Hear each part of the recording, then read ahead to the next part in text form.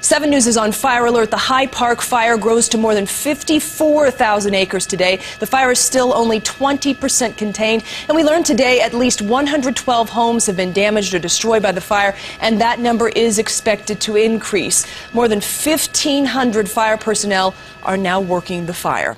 The high priority area continues to be Glacier View. The fire jumping containment lines yesterday brought flames close to homes there. 80 people have been evacuated. Many more are on standby. All they can do now, though, is watch and wait and hope firefighters on the ground and in the air win the battle. Boots on the ground, they're going to win it. The air support is great, but it's those guys out there with a shovel. They're going to win it. Some 200 fire personnel are battling that fire in Glacier View, along with the help of helicopters. Tonight, 7 News reporter Marshall Zelinger is live in LaPorte, where a second shelter reopened tonight for new evacuees.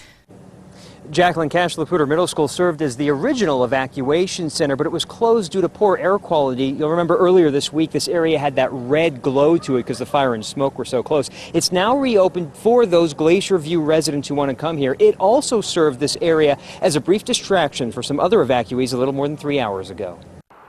A bounce house for kids, just one of the donations at a picnic for evacuees at Cash Laputer Middle School on a day we learned the Hyde Park fire has destroyed at least 112 homes. These are stories. Each one of these represents a family that's been displaced from their home, that may have lost some family heirlooms, some photos, possessions. New photos obtained by 7 News give us another inside look at what firefighters are up against.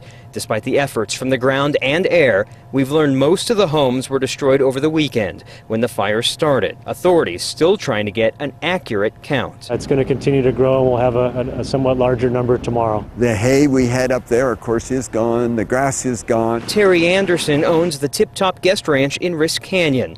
The fire has spared the cabins on his ranch, but with no food for his 45 horses, it may still destroy his livelihood. We help people.